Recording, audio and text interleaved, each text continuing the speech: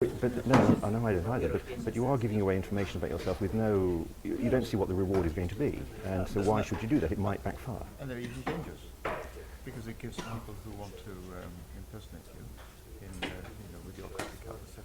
So basic data. So who are we to say that the lectures that we've given this week will not be given again next week, sometime in China, by a different group of lecturers? Well, would we mind? Indeed. They might even be given better. That's not easy to imagine.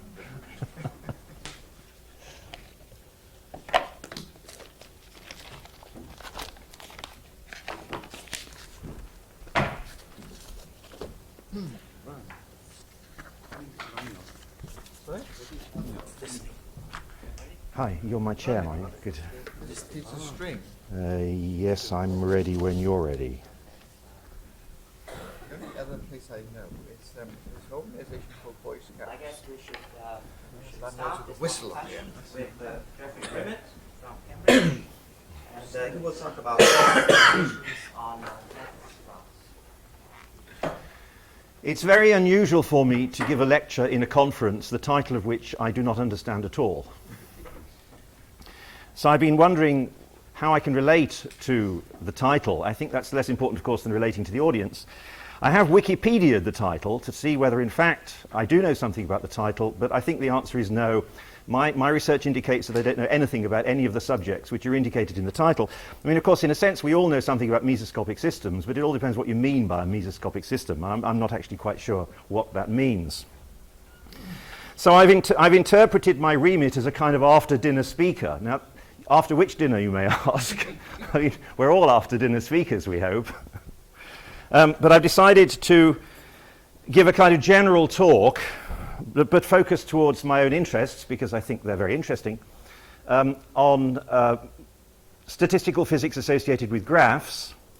So my title, of course, well, lecture courses, books, volumes, encyclopedias can be written on the subject of lattice models in statistical physics, or whatever I called this lecture. So naturally, I have to focus it somewhere.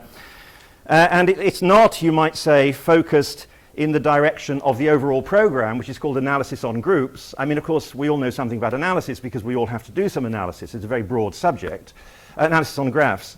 Graphs, of course, suggest an interest in the graph itself. The only graphs in this talk are going to be lattices, so they're very regular graphs. They're graphs which contain circuits. That's very important. But at the same time, apart from circuits, they have enormous properties of regularity, which make them sensitive to study, but also makes them sort of first attack at modeling space-time. Now, why is there not more analysis in my talk? Well, perhaps the reason is because when I was an undergraduate, there was a misconception in what I did as an undergraduate. I chose probability theory, so I hope I will make you laugh, because it deserves to make you laugh. I chose probability theory because I didn't like analysis.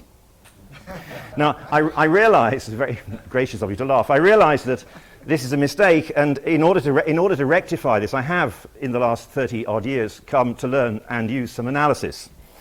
There are other probabilists, of course, who took the same decision, who went the other direction. Now, one of the things that many of you have in common is the quantum words. I want to get in my sort of quantum statement first. I didn't do quantum theory as an undergraduate. Of course, it was well known at the time that in order to get the top marks, you had to do quantum theory. And it's interestingly still true in Cambridge that the quantum courses give a large number of marks relative to other courses. So it seems to be that if you really want the top grade, the top mark in Oxford or Cambridge and many other universities, you have to do the quantum courses. I'm not quite sure what that means, but empirically, the students know this. Now, I didn't do the quantum courses, and I've never understood quantum theory, and I think this is it's my weakness. I fully acknowledge this. I cannot blame it upon my functional analysis supervisor at Oxford, who did an absolutely wonderful job, and is present in this room, by the way, if you hadn't guessed that already. Consequently, I've always felt disconnected from quantum theory, but I have recently started writing papers in quantum theory. So maybe this is a sort of convergence, in middle age towards quantum theory. One sees these convergences as people become older. This is not to claim that I understand what I'm writing about, but I will tell you at the end of the lecture, and then you can quiz me to see to what degree I do understand what I'm writing about. I mean, I have come to understand that quantum theory is just the theory of operators on tensor products of Hilbert spaces. And seen from that point of view, even a mathematician can make some contribution. Now this talk, in a sense, starts with the most basic statistical mechanical object that has received enormous study in the last 100 years, and that is, in a sense, it's the Ising model. Now this book was published in, I think, 1973, McCoy-Wu, and it's always interesting, of course, to read prefaces of books. They tell you something about, and this is one of the reasons why you have to be very careful when you write the preface of a book, because it may be the only part of your book that's read afterwards. So in the preface, McCoy and Wu write, this is 73, remember, since the two-dimensional Ising model forms the basis of much of our theoretical understanding of phase transitions, it is unfortunate that these recent developments have not been easily accessible to the general community of physicists. And then they continue to talk about the work of Onsager and Yang, the view that the Ising model, even in 73, was regarded as a totally closed and solved object. And they go on to talk about the Pete Castellane paper of 61, and they say, furthermore, even if one has the patience to trace the references back to Castellane's 1961 paper, the usual result is a feeling of confusion. This confusion arises not out of any errors in the published work, but out of the fact that in journal articles many things must be omitted owing to lack of space. That's a very nice way of putting it. Therefore, points that can be straightened out and rigorously shown to cause no problems are often treated very briefly. The careful reader, therefore, has questions that he must resolve for himself, and the resolutions are frequently quite time-consuming. So that was written in 1973, and it's just as true today about the two-dimensional Ising model. A lot has been written in the meantime, but the two-dimensional Ising model continues to be a source of extremely beautiful problems for the physicists and for the mathematicians. And of course, through the resurgence of SLE, through the discovery of SLE in the last 5 years, the mathematicians have really brought something new to the two-dimensional Ising model, which threatens, I like to say, to produce a complete understanding, mathematical understanding of conformal field theory, or some aspects of conformal field theory. So this resurgence of interest in the two-dimensional Ising model is potentially enormously fruitful for our wider community. Now, I'm not actually quite sure, to go back to my monologue about who we are and why we're here, I'm not actually quite sure who we are. I remember yesterday's last speaker said on several occasions, I'm not a physicist. So perhaps we're a community of I'm not physicists, I'm not sure. I mean, in this room anyway. In which case, we're obviously at home. So this is a quick introduction. This is my transparency that tells us about the Ising model. So the Ising model, for me, is a mathematical concept. Let me just move quickly to the mathematics. The Ising model, you take a lump of iron, stick it in a magnetic field, increase the field. So this is the field, increasing field here. This is magnetization. Increase the field. The magnetization in the lump of iron goes up. Decrease the field, the magnetization goes down, but it doesn't always go back to zero. Sometimes it goes back to some residual magnetization which survives. And whether it goes back to zero or not depends upon the temperature. So high temperature means you go back to zero. There's a lot of internal disorder. Low temperature, there's less internal disorder. The effect of the external field is remembered. And so we get this hysteretic effect at low temperature. And there is a critical temperature, and the temperature is called the Curie point. And this one is Pierre, not Marie. And as pointed out in the French literature just a couple of years ago, it's actually not the Curie point. It should be called the Pouillet point, because Pouillet discovered it 63 years ahead of Pierre Curie. But at least it's French, so we don't have to worry at night about ascribing it to a different nationality. Well, maybe we do. Maybe the Russians discovered it in 1812. I don't know. So what's the mathematical model? So the story is that Lentz gave the one-dimensional model to Ising for his thesis work in 1925, and Ising did some work on the one-dimensional model. So, of course, as Alan Sokal says, this should be called the Lentz model, not the Ising model, just as he's fond of saying the Potts model should be called the Dom model, not the Potts model. And so Lentz proposed this model to Ising. In 2 dimensions, then, we think about the lump of iron as being a grid, a rectangular grid in this case, but it doesn't have to be rectangular. Each point in that grid is an item which has 2 possible states, a spin up or a spin down, a plus, a minus, a 0 or 1. And there's a probability measure, so we've got a lattice. So the sample space, so you can see I'm a probabilist, that's the set of all possible configurations, is the set of all vectors of pluses and minuses indexed by the points of the lattice. Easy. What's the measure? So the probability measure is the following guy here. So the probability you see a configuration sigma is basically the Gibbs formula. It's e to the minus reciprocal temperature times the Hamiltonian, the energy contained in the configuration sigma. So that's a general formula, of course. What is the Hamiltonian? The Hamiltonian is the sum over all neighbors of the product of the spins. That's the internal interaction, minus the sum over all points of the single spin. So this is the external field. So H is the external field, J is the internal interaction. So J measures the degree to which vertices like to be like each other or unlike each other, depending on the sign of J, and H measures the external imposition of an external of a field.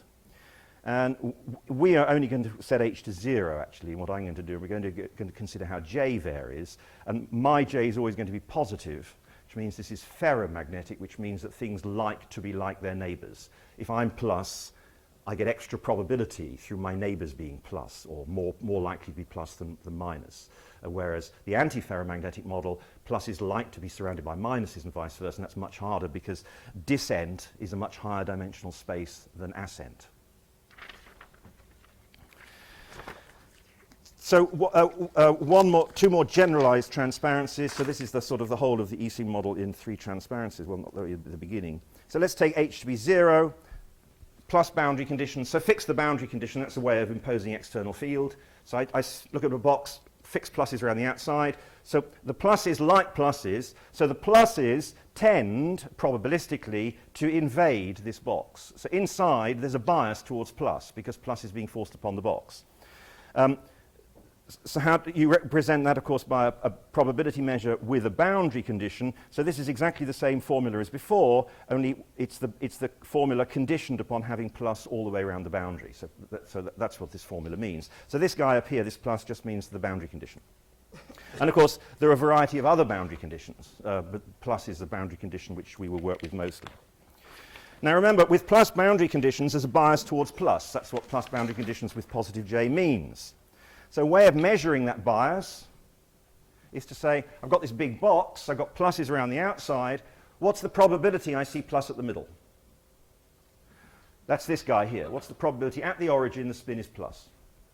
Now, if I had no boundary conditions, everything is plus minus symmetric, so the probability of having plus at the middle must be the same as probability of having minus.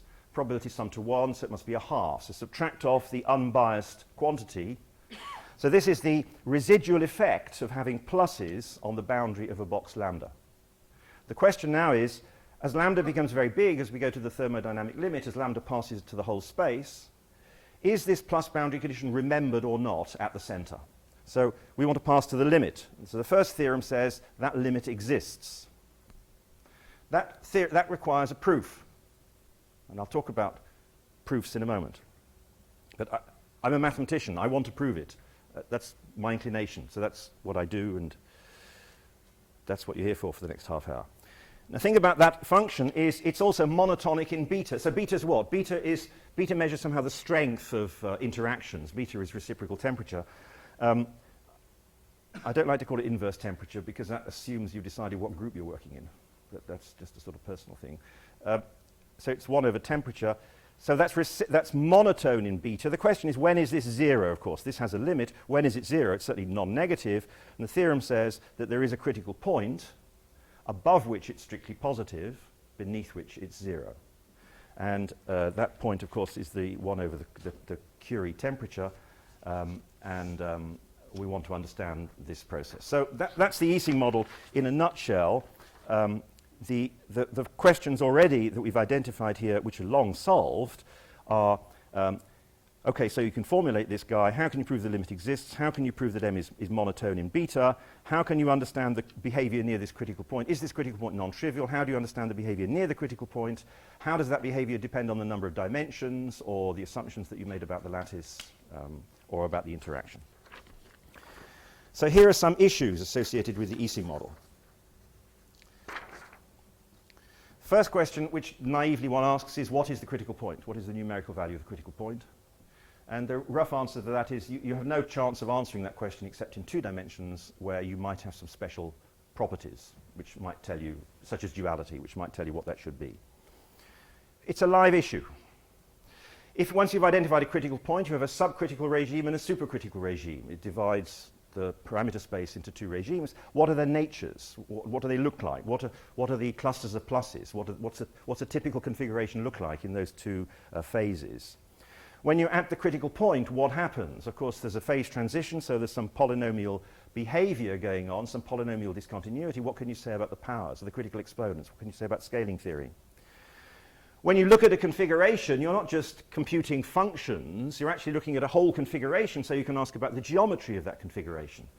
So this is a question, this is closely allied. A very good example of this, of course, is what can you say about the Wolf shape? So the Wolf problem is a standard problem that goes back to Wolf's 1901 paper in the Zeitschrift für Kristallographie, is that right? Where Wolf postulates that in a wide variety of settings, when shapes grow, they grow in such a way as to minimize energy on the surface. So what is the Wolf problem here? It's a geometrical question. What is the geometrical question in the context of the Ising model, and can we solve it? And the answer is, to a degree, yes. And of course, what is the dependence on dimension? 2 dimensions is always very special. High dimensions is always special because we have other arguments for high dimensions based upon lace expansion techniques. So there is a dimension dependence. Can we fill in the gap between the special nature of 2 dimensions and the high dimensional theorems? So it usually turns out that the most interesting case is d equals 3. And if you can solve a problem for d equals 3, you can, well, shouldn't make such a blanket statement, but 3 is a good place to start, and probably a good place to finish. Now, of course, we can go beyond this ferromagnetic Ising model. We can consider the anti-ferromagnetic Ising model, which is much more complex. It depends much more upon the structure of the graph. A bipartite graph, for example, can be partitioned into 2 sets of vertices. And by switching the pluses and minuses on one of those sets, you can map anti-ferromagnetic to ferromagnetic models. But many lattices, many graphs are not bipartite, so one can't use that technique in general. What can we say about the anti-ferromagnet? How about disordered Ising models? We've got these J's. Each pair has got a J sitting on it. Imagine that those J's were not constant. Imagine those J's sampled according to a probability distribution. So we have a random environment of interactions. What can we then say about the Ising model? What if that random environment were of such a state that certain configurations were not allowed? So this is a spin-glass problem. So the Ising model is the starting point for what you might call greater Ising. Many beautiful problems. The quantum Ising model I'm going to talk about later. So the quantum Ising model is inspired by the Ising model. I don't know where it goes back to, but certainly it goes back to the famous paper of Lieb, Schultz and Mattis in the 60s, maybe early 70s, I'm not sure. 60s, thank you. And then, of course, there is beyond Ising. Ising has 2 spins. What about Q spins? That's the Potts model. Great parallels between Ising and the Potts model, but somehow for Ising one could do lots of things that one can't do for Potts. Why is that? Well, it boils down to the fact that 2 is a special number. 2 is special, 3 is, of course, special, but special in a different way. And the 2 has certain very special properties which lead to techniques which seem to work for Ising that nobody can yet work for Potts. There are many beautiful exact solutions for the Potts model and for the Ising model. Of course, the best exposition of these probably is still that very beautiful book of Rodney Baxter. Many of these exact solutions are, of course, unproven. As Baxter is fully aware, these are exact results. They are not rigorous results. And part of the challenge to mathematicians is to make them rigorous or to understand where the problems lie. And, of course, to add to them by devising theory which complements and helps build rather than merely cleans up after the physicist's intuition. And, of course, there are many other spin models which are related to the Ising model. Furthermore, we could add dynamics. This is a static system, there's no time. We could have an Ising model where as time passes, the configuration changes. The stochastic Ising model are many ways of doing that, and this leads to a very beautiful theory. So that's where the Ising model goes to, or might go to. There are different ways of approaching the Ising model, and I'm going to concentrate in the remainder of this talk on one particular method of approach, which is the 4th of my listed on this transparency. So the first is, you might say, by exact calculation. So it's quite common in this area. You hear the statement say, "Oh, that was just proved by Onsager." Now, as McCoy and Wu have pointed out, that's a pretty dangerous statement. To make these exact computations that go back to this very beautiful work, to turn them into mathematics which we can understand and export to other areas, and which satisfies levels of rigor in order to satisfy constipated individuals such as myself, a great deal of work has to be done. And much of that work has not yet been done. Then the usual way among statistical physicists of approaching these systems is via correlation inequalities. Correlation inequalities always have 2 or 3 initials associated with them. It's no longer necessarily important to know what the initials mean, but GHS is a very good acronym. This is actually Griffith, Hurst, and Sherman. So there are bunches of correlation inequalities which enable one to understand monotonicities and hence existences of limits. So correlation inequalities, in a sense, come from trying to understand this classical view of statistical mechanics, which is to try to understand things through the partition function. You look at the partition function, you look at its derivatives, and you try to understand how things are related to each other through the partition function. There's a probabilistic approach also, and there are two particular techniques that work well in the Ising case. One is what we might call the random current method. So this is a method that goes back to Griffith, if not before, but was used very beautifully and visibly by Simon and Lieb in the early 80s, and particularly beautifully by Michael Eisenman and his co-authors. And the random current method is not something which I'm going to tell you about today, but it really works because 2 is 1 plus 1. It really works because you look at a graph and you turn the Ising model into a system where you have to count configurations of a certain sort. And the configurations you have to count are related to flow, non-zero flows, the number of non-zero flows of a certain characteristic. And when they're non-zero flows of size 2, you're doing arithmetic modulo 2, and the only non-zero number modulo 2 is 1, and for the Ising model. And because of that fact, the random current representation for the Ising model turns into something which can be worked with. So there is a random current representation of the Potts model, but because non-zero flows mod Q are rather more complicated than mod zero flows mod 2, we don't know how to do it. So it's a very good problem to extend that method to the Potts model. For the Ising model, it's yielded all sorts of really beautiful theorems which have completely answered many of the questions. So in some sense, a tightly defined bunch of problems have been completely answered for the Ising model, except in 3 dimensions. They work up 2 dimensions, special arguments. They work above, I forget, is it 10 over 3 dimensions if you sort of fractionalize the argument, but they don't work at 3 dimensions. So still in 3 dimensions, the nice thing about this area is however much you do, there's always a good problem. There's always a good problem just over the horizon. And the method I want to concentrate on in this talk is the random cluster model.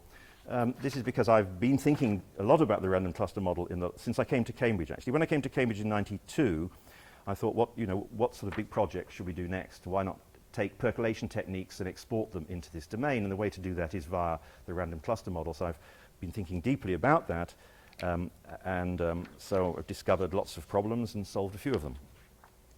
But before I tell you about the random cluster model, let me just tell you quickly about the Potts model. So the Potts model was proposed by Dom to Potts. It's a model which has 2 or more states. So here we go through exactly the same formalism as before. Each vertex is now in one of Q states. Q is, of course, an integer, at least 2. The formula, the Gibbs formula, the Hamiltonian is what now? So the Hamiltonian is exactly the same as we had before, only instead of the product of the spins on an edge, we have a delta function, a Kronecker delta. And the Kronecker delta says, look at the edge, look at the spins at the ends of that edge. If those spins are the same, score 1. If they're different, score 0. So the Potts model only recognizes whether spins are the same or different. There are other models which recognize in what way they would be different, but this is a particularly interesting and simple model which seems to extend the Ising model correctly. So the Potts model extends the Ising model, and I just want to draw that to your attention before I move to the random cluster model. So let's go straight to random cluster, and I'll tell you a little bit about the history.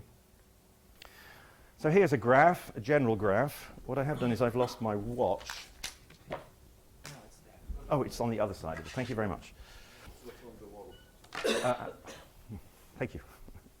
So start with a general graph. Please go ahead.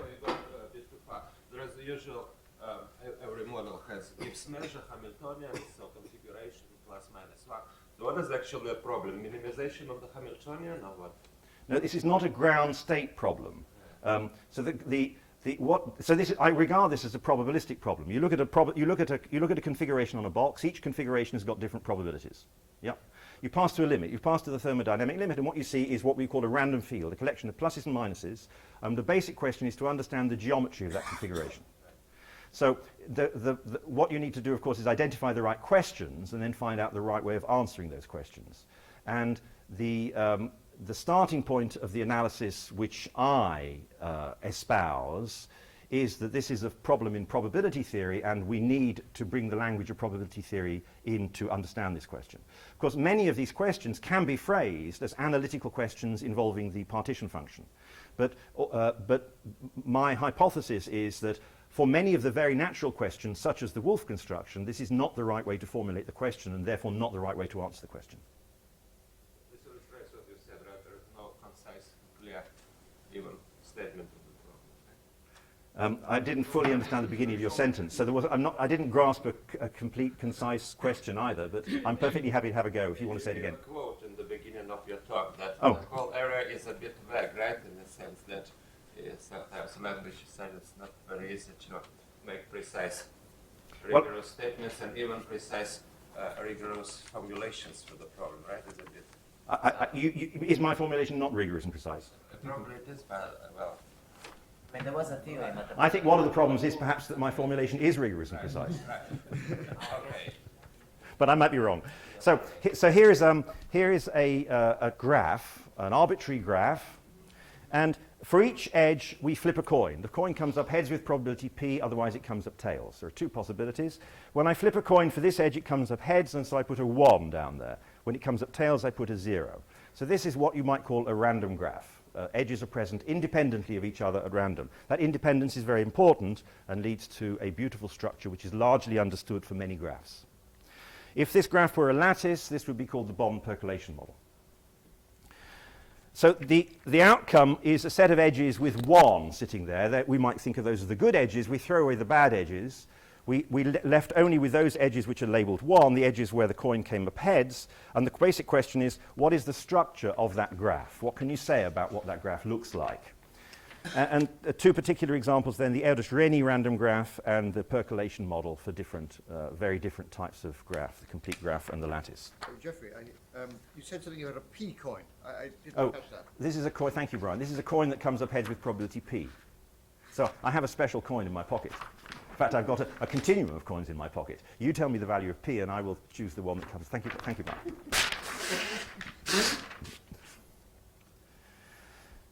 So the probability, so this is a way of writing down the probability measure associated with that. This is just product measure. It says that the probability, so little p is the parameter of this probability measure. The probability, you see a configuration is a configuration of zeros and ones. So whenever the configuration on an edge E is 1, you score P. Whenever it's 0, you score 1 minus P. So the probability of a configuration is P to the number of 1s, 1 minus P to the number of zeros. So this is just a way of writing down that product measure in terms of probability theory. Now the random cluster model mucks that up. It takes that probability measure here, and it changes it. So we might call it by introducing, we might say by introducing a Radon-Nikodym derivative. That would be a fancy way of saying that we take that probability measure and we multiply by something which depends upon the configuration, and we obtain therefore something which doesn't add up to 1, so we have to renormalize it to make it a probability measure.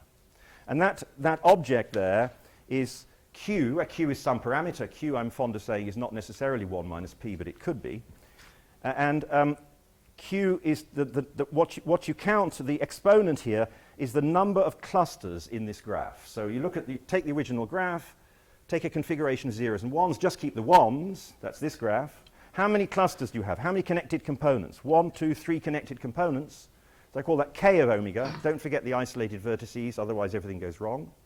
So there are 3 of them here. K of omega is 3, so the weighting factor here would be Q to the power 3. Does the word open have a particular significance? Sorry, Nilanjana. Does the word open have a particular significance? Oh, open just means what? Oh, physical significance. Well, No, not physical. so the reason we use the words open and closed is because Hammersley, in his original paper in 1957, talked about the passage of fluid. His model was that he was modeling the passage of fluid or rumour or disease through a network. And so his idea was that these open edges were edges which were open, which were big enough to allow molecules of fluid to pass down them, as opposed to edges which were closed, which were impassable to whatever the material was. So my question is, are you only counting clusters which have Yes. I'm only, which are you are? only counting clusters which don't have loops or are not closed? No. An edge is either open or closed.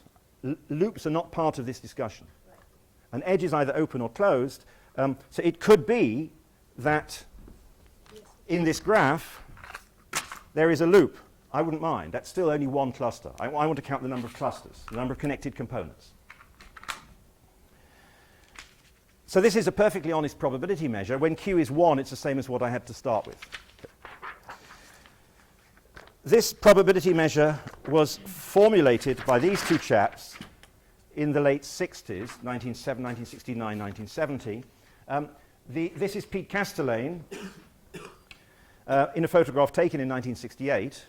And this is his PhD student, Kees Foltijn, in a photograph that appeared in his Californian driver's license in 1971. It's the only photograph that Foltijn has of that time, apparently. So some technical work was necessary to turn his California driver's license into a reproducible photograph. You wouldn't recognize him. He's had his hair cut off since, so it's a very bad likeness in a sense. But these two chaps came up with this idea, and they came up with this idea because Castellane, what Castellane wanted to do was he observed that a variety of different systems have series parallel laws.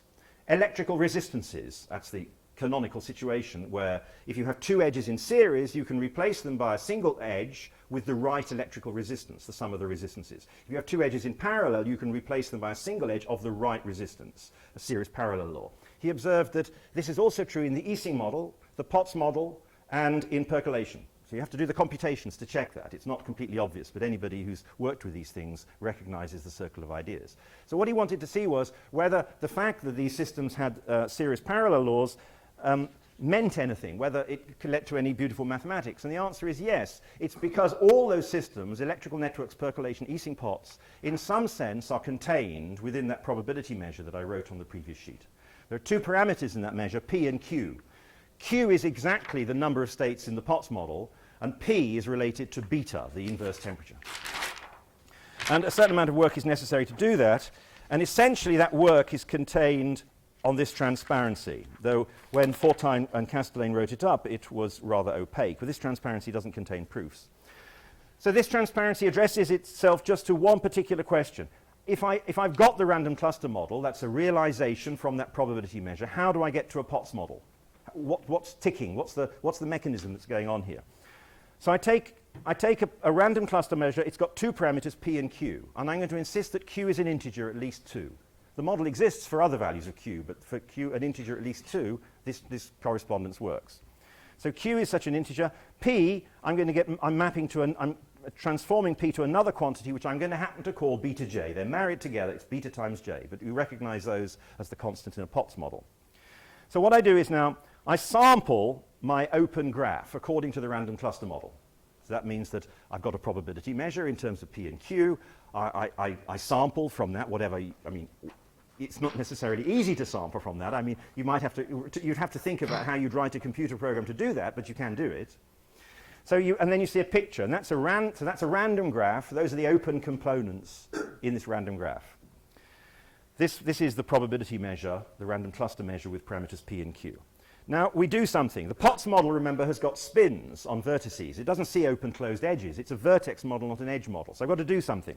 So what I do is I look at each of these clusters and I flip a coin. Now, this is a Q coin, but it's different. It's a different type of coin. It's a coin that has Q possible outcomes with equal probability. So this is a coin with Q faces, and when you flip it, it comes up with one face. Each face has probability 1 over Q of coming up. So I look at this cluster and I flip my Q coin, and out of this coin flips, and I see, and the face showing on the coin shows a number between 1 and Q, and I write that number down on all the vertices on this cluster. I allocate that spin to all vertices in the cluster. And I come to another cluster and I spin the same Q coin, but I spin it again. I've got to spin it again. And I get another number perhaps, or maybe the same, which I write down on this cluster. And I do that to all those clusters. So I put spins down which are constant on clusters and independent between clusters. It's a very simple probabilistic operation. And the answer is, so then I see spins everywhere. I see numbers between 1 and Q. I throw away the redness, so I don't see which edges are red or not red. I just retain those spin values, and the theorem says that spin configuration has the Potts configuration, is a Potts configuration with beta j and Q as its parameters. It works with free boundary conditions. There is no assumption here in boundary conditions. Any boundary condition that can be mapped into a connectivity relation for a graph this will work for. So it'll work for de Bruijn boundary conditions. It'll work for mixed boundary conditions. But there are, well, for de Bruijn boundary conditions, you have to be careful, because a de Bruijn boundary condition, which I probably won't mention later because there won't be time, says you put one spin here and another spin here, and they're different spins. Now, in the random cluster situation, that corresponds to one set of vertices being connected, but there being no path between the two. So the corresponding de Bruijn method of constructing this, so I hope you don't mind, I'm jumping to the answer of a question which has not been posed completely or correctly, but I think I know what the question is, would be to do the same thing, but to condition upon there being no path from one set of vertices to the other. So one would require a slight extra an elaboration of this in order to construct de Bruijn boundary conditions. But this model, this general relationship, is the one to hold on to. So the result of this is that if two things are in the same cluster, they receive the same spin. And the same construction works with the external field. Yes, absolutely. So then one would assume the existence of a new vertex, which you call the ghost, or the whatever you want to call it. And this is a vertex which is always, say, in the plus state, and when it's connected to vertices, it forces them into the plus state, and the parameter on that edge would depend upon the strength of the external field. So there is another elaboration which enables you to impose external field. Now, so the point here is that if things are in the same cluster, they get the same spin. So if there's a big cluster, then you see the same spin in a systematic way across the graph, however big the graph. So the existence of large clusters gives you long-range correlations. So the big picture is that the geometry of the random cluster model tells you about the correlations of the Potts model. And since correlations are what makes the Potts model tick in classical terms, many, but not all of these questions involving correlations can be turned into questions of geometry for the random cluster model. And this is the main result here, which is known, of course, to Fk. So in any graph, if you want to know the chance that two vertices have got the same spin, that's the same up to constants of the probability in the random cluster model that there is a path from x to y. So the existence of a path, well, not the existence, that's an event. The probability of a path is essentially the same as the probability two vertices have the same spin. So two-point correlation functions map into probabilities. So if x and y are a long way apart, this is essentially the two-point correlation function of the Potts model. That is the same as the probability of a large cluster containing those two vertices. So the idea is to use percolation-type technology to understand stochastic geometry in this setting in order to understand the way the Potts model works. So that picture makes sense, and a lot of success has come from that world viewpoint. Can I ask a question? Please do. This is also, this picture can be related to the Piles contour, if I understand. Yes. Is that a statement or a question? Is it a question? I missed the question. Oh, can it be? Yes. Yes. Can it be related to Yes. the Piles contour? Yes. Yes. So counting Piles contours for the Ising model, it is arguably the case, because it can be done very well for the Ising model, that it is in a way more natural to do it for the random cluster model. So these arguments involving counting Piles clusters or understanding their geometry have an exact counterpart for the random cluster model. The questions are slightly different. And the reason is because Piles contours surround, for example, spins of the same state. Now, in the random cluster model, you can accumulate spins of the same state in two ways. You either because the vertices are in the same cluster, when they automatically get the same state, or it could be that you have two abutting clusters which by chance get the same spin.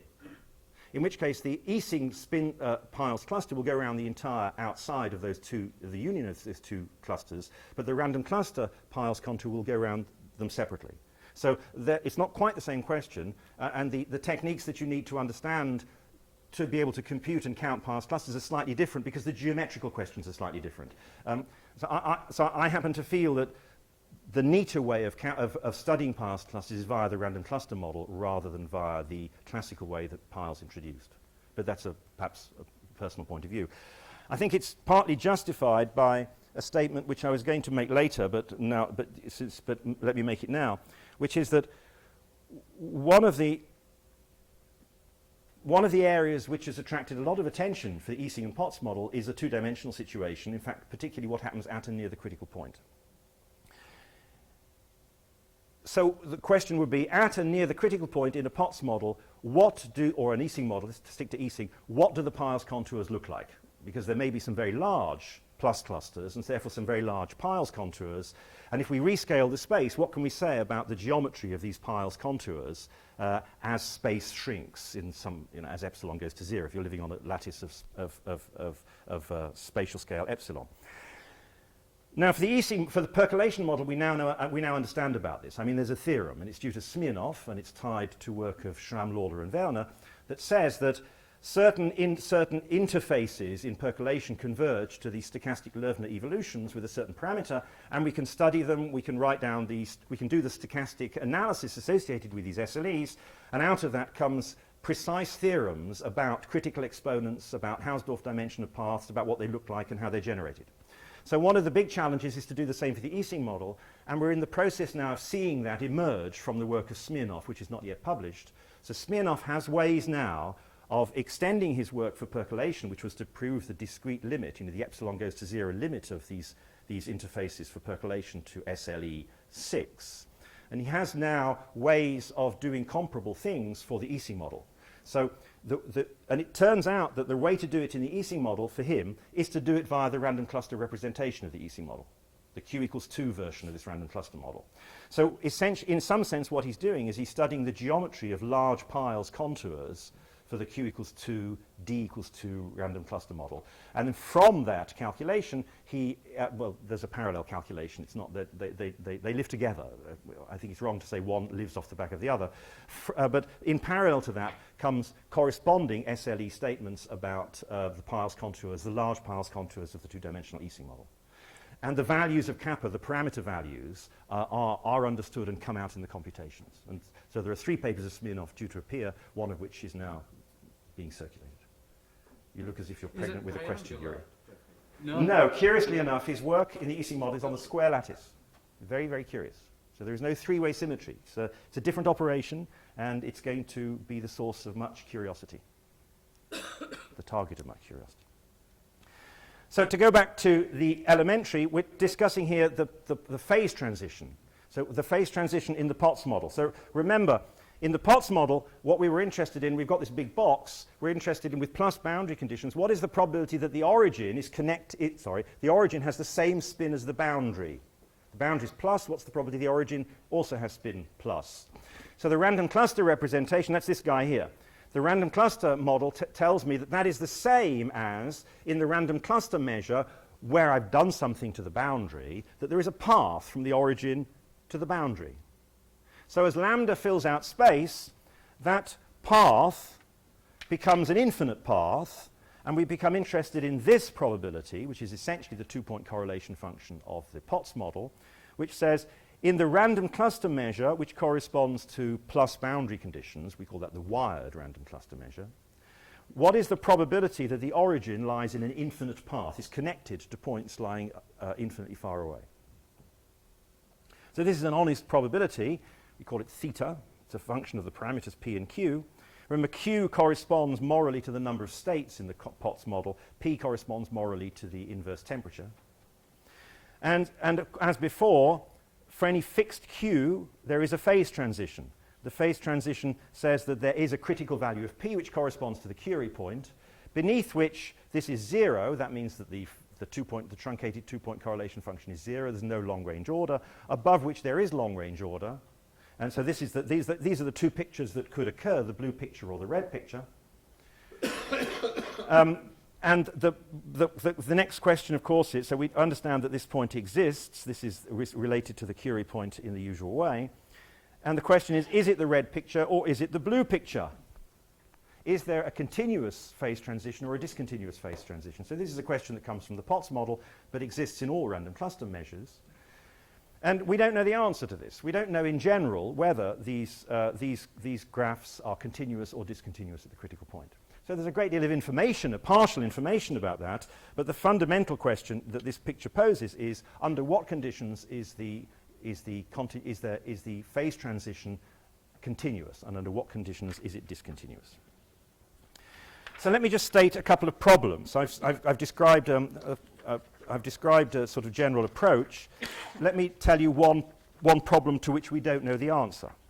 So take a random cluster measure with parameter q bigger than or equal to 1, so it's a bit Pottsian, if you like. Q less than 1 is a bit different. It doesn't satisfy the same correlation type inequalities. So q less than 1, q bigger than 1 is a pivot.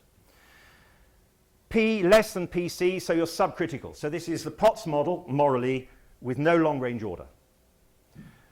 It should be the case then that, every physicist knows that if you're in the subcritical regime of a Potts model, the two-point correlation function decays exponentially. There's no proof of that.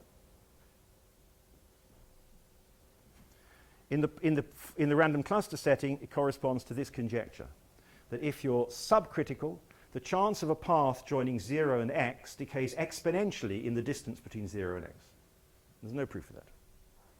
So it's a very, very basic question. This is the question that was solved in the percolation regime by Eisenman, Barsky, and independently by Menchikov in 1985, 6, 7, and acquired much acclaim at the time.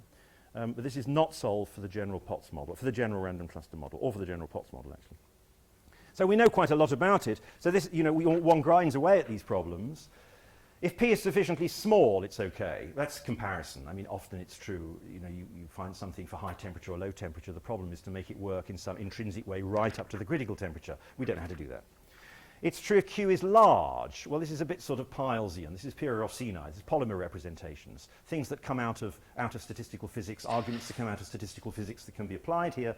Say basically you can do everything you like so long as something is small or 1 over it is large, and Q in this case is the chap in question. So if Q is large, we can do all this and more. Q equals 2, we can do it. Now, why is that? That's because 2 is 1 plus 1, because the random current representation, Eisenman, Fernandez, Barsky, comes into play, and this is then one of the problems that we can solve using their techniques, and so we get exponential decay. So this is a very good example of a problem to which we have very convincing partial statements, but we have no complete solution. People do not doubt its truth. Please. You invert your conjecture, and you say, okay, I'm filling up the space with probability with correlation function which is exponentially decreasing with the distance. This one cannot prove that in that case in 2 dimensions you'll have percolation. Is that some? You mean the opposite? The Harris conjecture. Is it conjecture or is it a statement? I'm not quite sure I understood your question. So are you saying that if you have a general model with an exponential decay of two-point correlation function, which in my case is connections, can you disprove the existence of percolation? Right. Or prove? Or what are the conditions? How could you limit the behavior of the correlation function in a way which will either ensure or forbid the percolation? It's a very interesting question, of course. So you refer to Harris. You mean Ted Harris, of course, these geometrical arguments of Ted Harris. Yes. Yeah, so Harris is... most of these arguments rely... You have to have something more. And what you can do more depends a lot upon what you're prepared to assume on the model. And, of course, the sort of elementary things that a probabilist would depend upon the model are, for example, translation invariance, mirror invariance in lines, in 3 dimensions, mirror invariance in planes, some sort of reflection. Yes, maybe that's the same as mirror.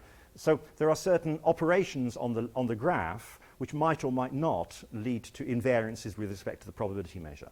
And under certain conditions on these invariances, one is able sometimes to show that if correlations decay, if connectivity decays sufficiently fast, then there will be no percolation, or in the dual model there will therefore be in 2 dimensions. In 2 dimensions, showing the absence of percolation in one model is often the same as showing the presence of percolation in the dual.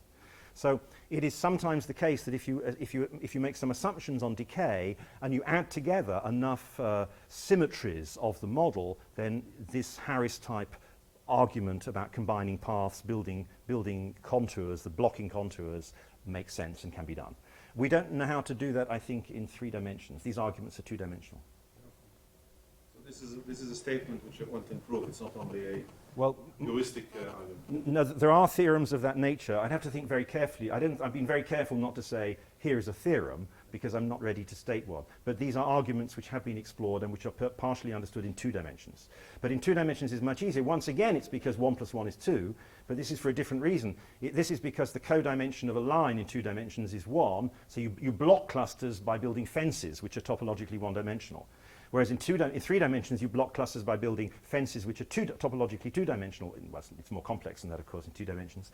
And that's a much harder system, and we don't know how to deal with that problem. But in 2 dimensions, these arguments, you can make sense of these arguments.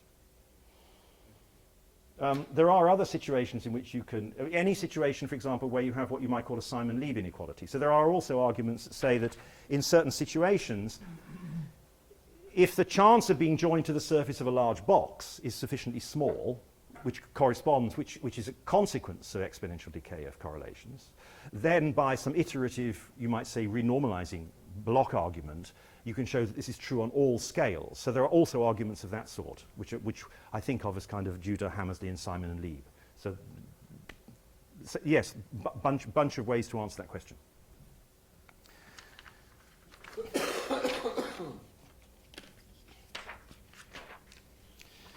So I put up one transparency about just to confirm this question about continuity or discontinuity. So fix the number of dimensions. Fix the graph you're going to work on. You have a P, you have a Q. Morally, what happens is that when Q is small, supposing Q is 1, that's the smallest value of Q we'd like to study in this context, then everything should be well behaved, and we believe that that there is no discontinuity in the phase transition, that it's a second-order phase transition, that the theta function is continuous as you pass through the critical point. There is a theorem. The theorem is due to, well, probably Kotecki-Schlossman, but depending on which bit of the theorem one wants to quote, but probably this goes back to Kotecki-Schlossman, but it's made more complete in the random cluster setting by Lanaït, Messager, Miracle, Soleil, Ruiz, and Schlossman. Which says that if Q is large, you have a discontinuous phase transition. If Q is large, you have discontinuity. So it's true then that this percolation probability, this limit of the, this residual magnetization, is certainly 0 at the critical point. Well, I take that back. It's certainly strictly positive at the critical point, which corresponds to a discontinuity if Q is large. The conjecture is that it's equal to 0 if Q is small. And the second conjecture is that there is a sharp cutoff in Q between these 2 values. In other words, as you increase Q, when you're smaller than some value of Q, capital Q, say, you have a smooth phase transition, above which you have a discontinuous phase transition. Now, I've always wondered whether, so part of this conjecture is just a statement about monotonicity. It says somehow, as you increase Q, the discontinuity grows. It sits at 0 for a while, and as you get to a larger value Q, it starts becoming positive, and as Q gets larger, the size of the discontinuity grows. So this is a monotonicity statement. That should be possible, since it's a pure monotonicity statement, to prove it by some sort of elementary mechanism. So what we need is a monotonic function. So think about this as a function of Q. Is it a monotonic function of Q? The problem, of course, is that Q occurs twice in this statement. As Q changes, this Q may be fine, but Q is also changing the point to the value of P at which you're working. So to prove this is monotonic, my guess is it's monotonic, but I don't know any method of showing that it's a monotonic function of Q. That leads to a kind of generic question, which I've always been very fond of, which is the following. In all your experience, there is a theorem of some sort that says f is a monotonic function. Do you know any theorem that says f is a monotonic function for which the proof is essentially non-trivial? The answer, of course, is yes. But you see, in statistical mechanics and probability theory, if a function is monotonic, it usually has a trivial proof. For example, for percolation, is a very good example, consider that percolation probability is a function of P. P is the intensity of edges being present. That function is a monotonic function of P. And the reason it's monotonic for the probabilist is because you can couple all these things together in a certain probabilistic way to show that pathwise, with respect to configurations, as you increase P, you're actually making the configuration physically bigger. So there's a trivial probabilistic proof that that function is monotonic. So here is if we don't have a trivial proof, then will we ever prove it? Now, you're stopping me, so let me just jump to the end of my talk, because I did want to talk about, you see, this is really two talks. I did want to talk about the quantum Ising model. So if you're going to allow me 3 minutes to talk about the quantum Ising model. That's the question I prepared for you. That's what the question, maybe I'll answer your question then without the question, but let me answer it first in case I can't answer your question. So I just wanted to show you, this is recent work with Tobias Osborne and Petra Skuda on the quantum Ising model. At first sight, this looks like nothing like what we've talked about before, except that the equations look a bit similar, but it turns out to be exactly the same as what I've been talking about so far.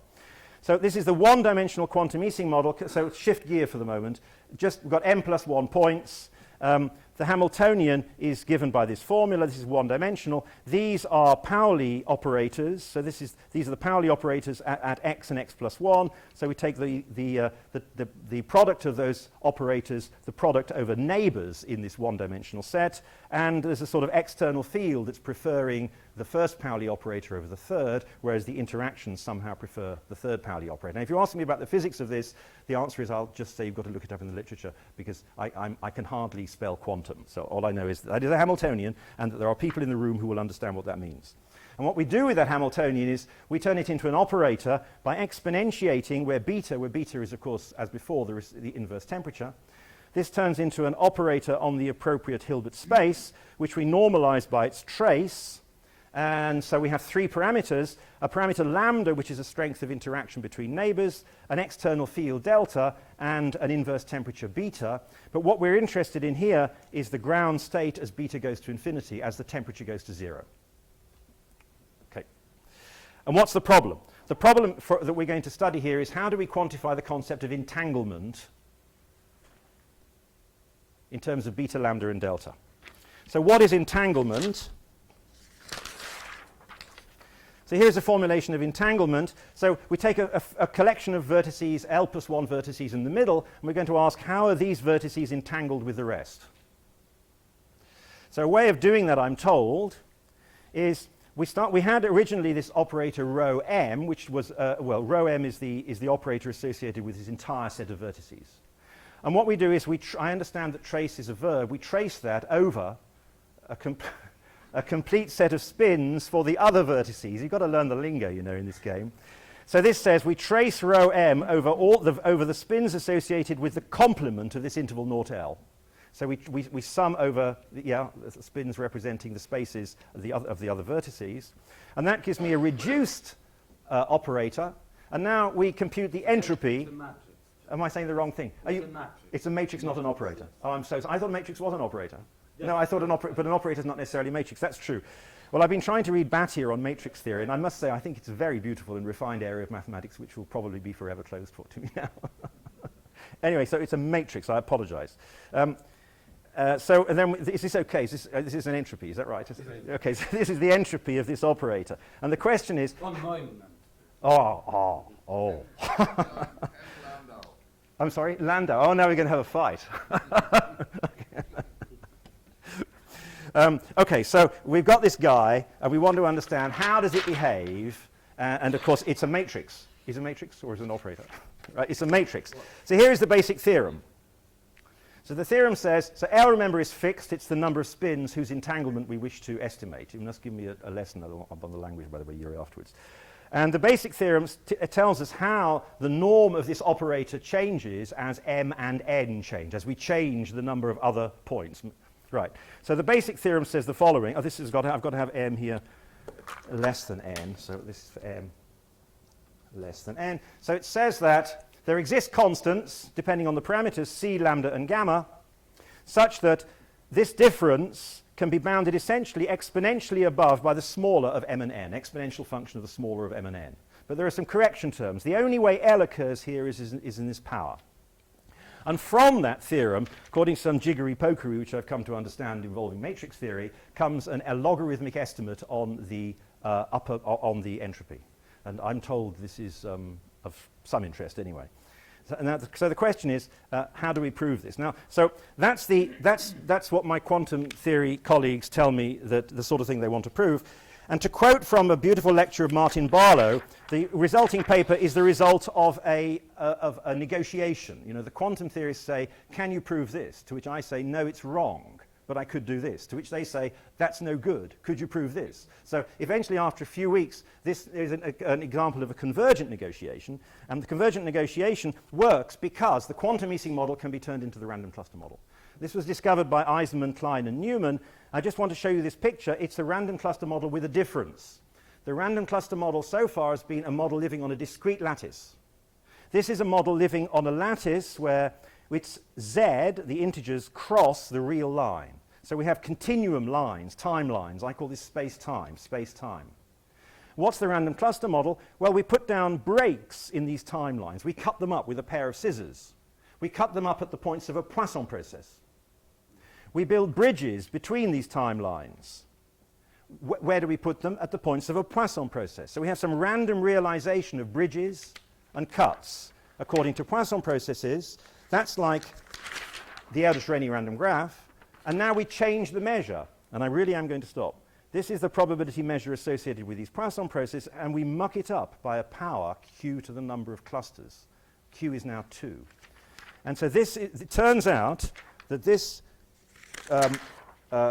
continuum random cluster model corresponds in a very precise way to this reduced density operator in the following very specific sense, that this object, which we might wish to calculate if we wish to calculate the norm of this operator, can be expressed completely precisely in terms of the ratio of two random cluster probabilities living on this configuration space, where the random cluster probabilities are given in terms of spins, sigma, and a function c, where c is precisely the representation of this vector psi in terms of the underlying basis of the Hilbert space. So this representation between the quantum Ising model and the continuum random cluster model takes us from a quantum model to a totally classical problem in probability theory. And by analyzing this completely classical problem, I mean, new problems arise, new questions arise, one needs new ideas, but by understanding this object, one can understand this object, hence back to the problem in the quantum Ising model. And I'm sorry, I've overrun slightly. Thank you. One short question. Well, I could make a short remark, and I hope it won't scare you off quantum theory, but in the early days of quantum theory, it was called matrix mechanics. Two very frightening words. This Poisson process puzzles me. It seems, how did you arrive at it? How did the Poisson process? Yeah, so it's very striking, isn't it? It goes back actually to work. I believe Lieb, Schultz, and Mattis, I've never seen their paper, but I understand what they did was they took several models, and by adding a dimension, they relate these models to Ising models in, as it were, n+1 dimensions, but using some operator analysis. And this, much more recently, in the 80s, there are papers of Campanino, Klein, and Perez who show how to map the quantum Ising model on ZD to a mixture of a type of classical Ising model on ZD cross Z. So they add an extra dimension, but the extra dimension is not equally spaced. It's in some limit as the spatial scale of that extra dimension is crushed to 0. And then my understanding of the literature is that Eisenman, Klein, and Newman realized that the right way to do this is actually via the continuum random cluster model. And quickly what you do is you take this operator, which is a function of beta, you've got e to the beta, and you express that as a sort of Lie formula. You break that up into beta over n copies of beta over n. You expand that. What do you call that? Oh, she knows that. Well, yeah, but I'm just testing. You know, the way to explain something is to find out whether you.